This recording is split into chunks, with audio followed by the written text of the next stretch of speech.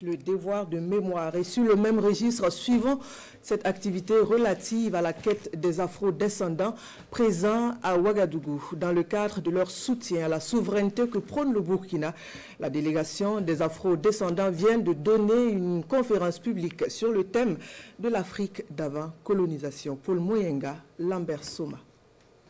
Avant les premiers contacts avec l'Occident, l'Afrique était riche de sa diversité culturelle et linguistique avec une organisation sociologique et politique sans pareil. Des royaumes et des empires ont marqué le monde, comme l'Égypte pharaonique avec une histoire qui débute plus de 3000 ans avant Jésus-Christ, le Monomotapa, le Congo et les Ongrantenga. La diaspora africaine et les afrodescendants s'abreuvent de cette page glorieuse du continent africain. Nous avons dans un premier temps abordé l'Égypte pharaonique, les empires ouest-africains, les royaumes mossés, les empires aussi de l'Afrique australe à titre d'illustration, pour montrer la culture riche de l'Afrique qui a été donc fécondée par ses premières entités politiques précoloniales.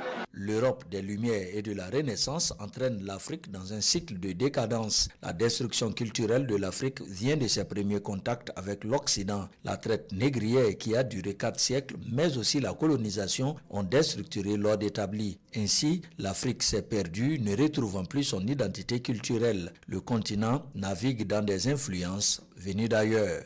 Nous avons aussi montré qu'avec la traite négrière et la colonisation en deuxième lieu, ces rencontres avec l'Occident ont constitué donc un drame pour l'Afrique.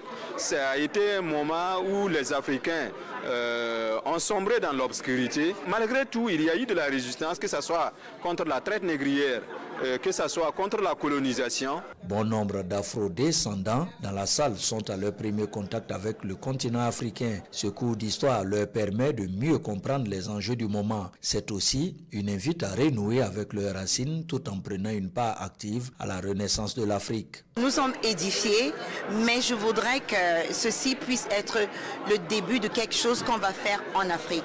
J'espère que ce que nous avons appris aujourd'hui va nous amener beaucoup de mes frères et sœurs ici, de vouloir faire quelque chose ici, parce que je voudrais qu'on puisse faire des investissements ici. Les investissements qu'on va faire ici, c'est pas pour nous. C'est pas vraiment pour nous, c'est pour nos enfants. À travers cette conférence, le ministère des Affaires étrangères burkinabé invite les Africains, la diaspora et les afrodescendants à une réappropriation culturelle afin de s'imposer dans le monde. Le Burkina Faso l'a bien compris avec l'instauration d'une journée dédiée aux coutumes et aux traditions.